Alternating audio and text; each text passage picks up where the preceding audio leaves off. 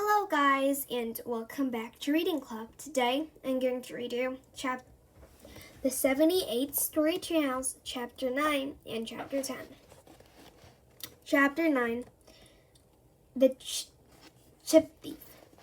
The good thing about a high-security potato chip storage facility is that it keeps your chips safe from chip thieves. The bad thing about a high-security potato chip storage facility is that it can be quite hard to get into, even for the rightful owner of the chips. First, you have to tiptoe through 1,000 loaded mouse traps without getting snapped. And then you have to evade a deadly network of 100 laser beams. Next, you have to avoid getting crushed to death by a 10-ton weight. Thump. Yikes. And then, if you survive all that, you have to fight the very angry duck.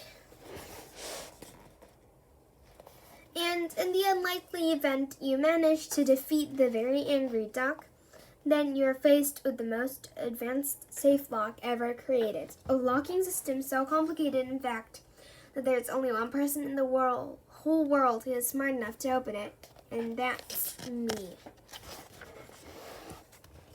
Hold on, that's not right. The door is unlocked. Somebody has unlocked my safe. Somebody who is not me. Oh no, my chips, my precious chips. Somebody has stolen from my precious perfect potato chips. Oh, hang on. No, they haven't. The packet's still here. I probably just forgot to lock the door. Oops. That's funny. There's only one left. I thought I had more than that. I take the last chip out and bite into it. It tastes as good as ever. Actually, no it doesn't. It tastes like cardboard. Pooty. That's because it is cardboard. Somebody, probably Terry, snuck in here, unlocked my safe, stole my chips, and replaced them with a single cardboard. Replace it in the hope I wouldn't notice. I can't believe it. That chip thief Terry has stolen my chips. This means war. But first, our H-felt rant. That rhymes. Once Terry was a friend on whom I could depend. I could not comprehend how the fun would ever end. But now my trust he's trashed into my vault he crashed. A wicked plan he hatched. My precious chips he snatched. He stole my chips, that rotten thief. It is a crime beyond belief. My endless grief will not be brief, for from this pain there's no relief. I loved those chips, and to me it seemed that all night and day of my chips I dreamed. Whenever I thought of my chips, I beamed, but then that chip intervened.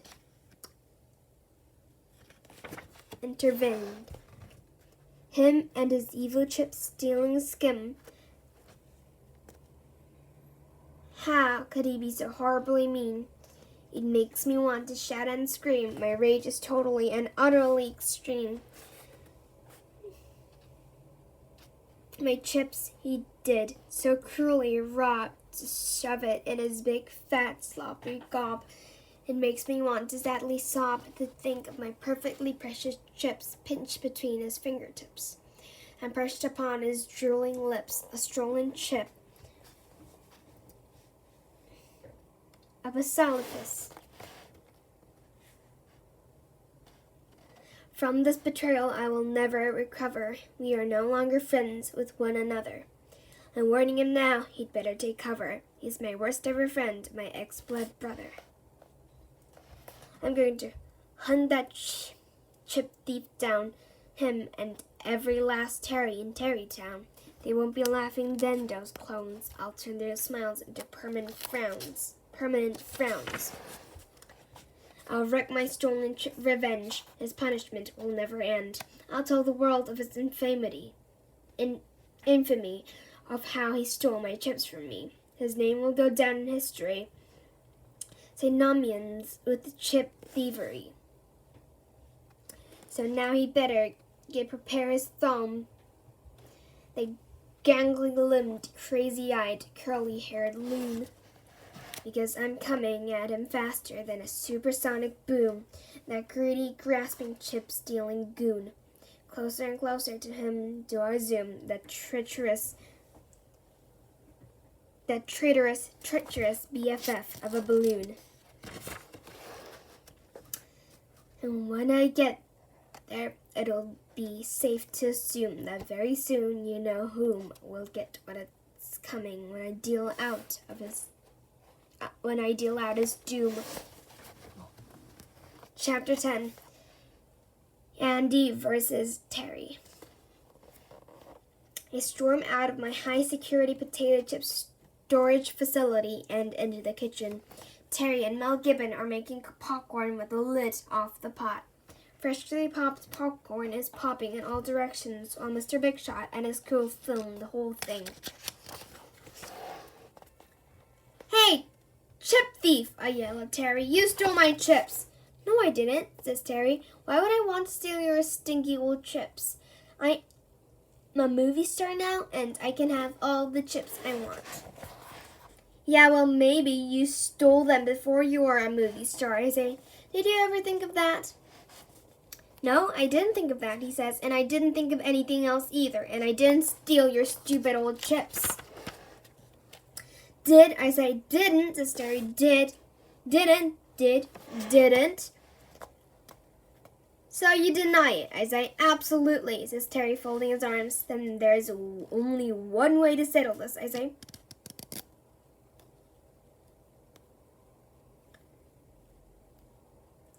"A fight?" says Mr. Big Shot hopefully. "No," I say, "a court chase. Will a judge Gravelhead decide?" "I love it," says Mr. Big Shot. "Courtroom dreams are box office gold. Let's go."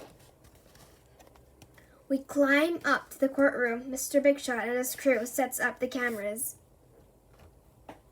"Lights, camera, action," he shouts.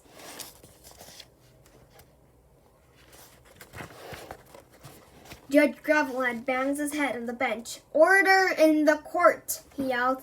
"Let the case of Andy versus Terry proceed." "He stole my chips," I yell, pointing at Terry. "I object," says Terry. "He's lying. He's just jealous because I'm a movie star and he's not." Judge Gravelhead turns to me. "Chip stealing is a serious crime," he says. "What evidence do you have to support this extraordinary accusation?" "Well, Your Honor," I said, "I have prepared a detailed diagram showing how the accused did this on the night in question with evil chip-stealing aforethought used a pair of the most technologically advanced mousetrap-proof silts ever invented to invade the high-security measures of my high-security potato chip storage facility and steal my chips. Behold, Exhibit A."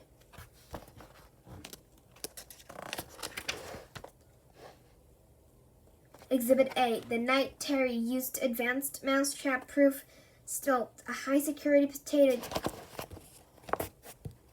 stilt, high-security storage. The night Terry used the pair of the most technologically advanced mousetrap-proof silts ever invented to break into my high-security potato chip storage facility and still steal my potato chips. "Well," says Judge Gravelhead, "this looks like an open and shut case." He turns to Terry. "What do you have to say for yourself, chip thief?" "I didn't do it," says Terry. "I don't even own a pair of mousetrap-proof stilts, Your Honor." "That, not anymore you don't," I say, "because you ate them to get rid of the evidence." "Did not," I say. "Did," I say. "Order in the court," says Judge Gravelhead. He bangs his head on the bench. He turns to me. "Do you wish to call any witnesses?" "Yes, I most certainly do," I say. "I'd like to call the very angry duck to the stand." She saw the whole thing. The very angry duck waddles angry to the witness box. I step as close to the very angry duck as I dare. Quack once if the chip thief who stole my chips is in this courtroom, I say. The very angry duck looks around angrily and quacks. Quack! Thank you, I say. I point to Terry. Quack again if I'm now pointing to that chip thief. The very angry duck quacks. Quack! Thank you, I say. No farther questions. I rest my case. That's not proof to say that duck will quack at anything. The very angry duck quacks again. See, says Terry. Judge Gravelhead bangs his head. Order in the court! Quack! The judge bangs his head. Would the cheap thief like to call a witness? Yes, says Terry. I call a Mel Gibbon. Mel Gibbon swings across the courtroom on a vine and drops down to the witness box. Do you know me, says Terry. Yes, Mel, you're my best friend. Thank you, says Terry. And in all the time that we've been best friends, have you ever known me to steal anybody's chips? No, never, says Mel. Thank you, says Terry. I rest my case. Objection, I say. Terry and Mel only met each other a few hours ago. And would you take the words out of a monkey over a duck? Because that's what Mel is. He's a monkey. Objection, Your Honor, says Mel. I'm not a monkey. I'm a gibbon. Same thing, I say. It's not, I says Mel. It's so, it's not, is so.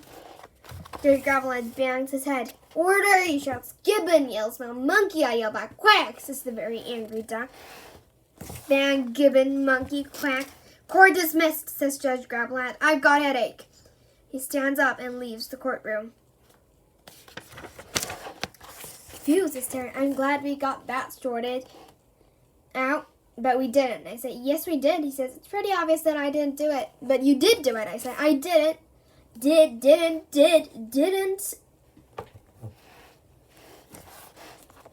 There's only one way to settle this. I say, a fight, says Mr. Big Shot hopefully. Yes, I say, but not just any ordinary fight. An epic illustrator space battle. Perfect, says Mr. Big Shot. Epic illustrator space battle, our box office gold. Lights, camera, action. Hang on, I say, what's the matter? Says Terry, you're not chickening out, are you? No, I'm hooking up, I say. And you better do the same unless you want me to squash you like a bug. Good idea, says Terry. Thanks, Andy. Don't mention it, I say. What are ex-best friends for? We hook up as fast as we can.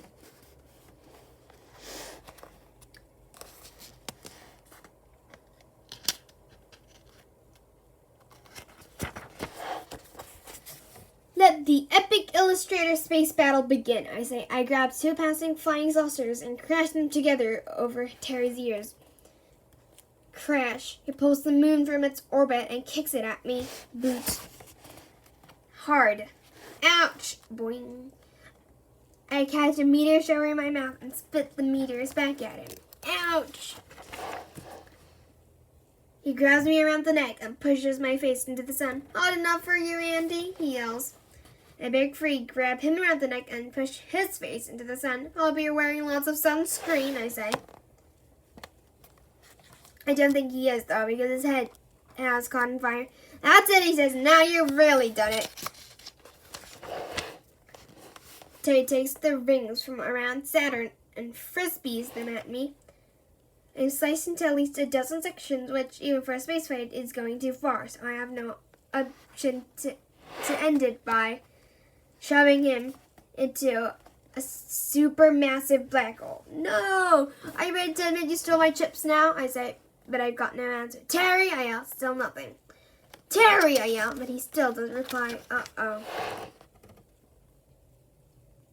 I reach into the black hole and pull him out. The extreme gravitation has stretched and pulled his body so much that he looks like he's made of spaghetti. That's when I hear a familiar sound. Whoosh, purr, meow. It's Jill and her space cats. Andy, she says, what are you doing out here in space? And what happened to Terry? Why does he look like a strand of spaghetti? Oh, we're having an epic illustrator space battle, I say, and I pushed him into the black hole. That's not very nice, says Jill, but he brought mine into my high-tech security potato chip storage facility and stole my chips. No, he didn't, says Jill. Yes, he did, I said. He's a dirty, stinking, rotten, chip-stealing chip thief. No, he's not, says Jill. Terry did not steal our chips. How can you be so sure, I say. Because it was me, says Jill. But I didn't steal them, I just borrowed them. But how did you invade the mousetraps, the razor beams, the 10-ton weight, and the very angry duck? I say, with my flying cats, of course, says Jill. The day Jill broke into Andy's high-security chip storage facility and borrowed his chips. And the safe, I say, how did he unlock that? It wasn't that hard, says Jill. It was already open. You're not mad at me, are you? No, I say, I just wish you told me. I did, she says. I wrote an IOU on a chip-shaped piece of cardboard and left it in the chip packet. I thought that was a chip and I ate it, I say. Oh, good, says Jill. Then I won't have to pay you back. Jill, I yell. Just joking, Andy, says Jill. I know how important your chips are to you. I think we all know how important Andy's chips are to him, says Terry, which is why I would never try to steal them.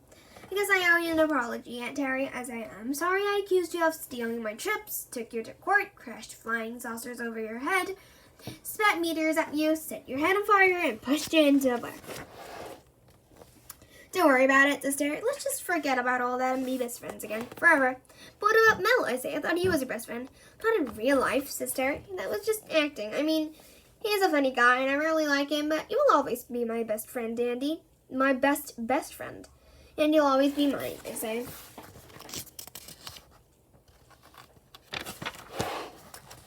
Gah! Barks Mr. Big Shot through his megaphone, and he flies in on his space director's chair. That's perfect, brilliant. It's the action-packed, twist in the tail, feel-good ending the movie needed. You filmed all that? I say, you bet, says Mr. Big Shot. I got the whole thing. The public are going to lap it up. You three are going to be big movie stars. Me too? I say, yes, says Mr. Big Shot. Every movie needs a supervillain. You'll be the one everybody loves to hate. What about me, says Jill? And Silky? Will we be in it? Of course, says Mr. Big Shot. Intergalactic Space Animal Rescue Service. Hilarious. But it's not meant to be funny, says Jill. Space Animal Rescue is a serious business. But Mr. Big Shot doesn't hear Jill. He's already on his way back to Earth. See you on opening night, he shouts. Well, that's the end of this channel. If you liked it, please click many likes and subscribe, Reading Club. Thanks again for listening. Bye.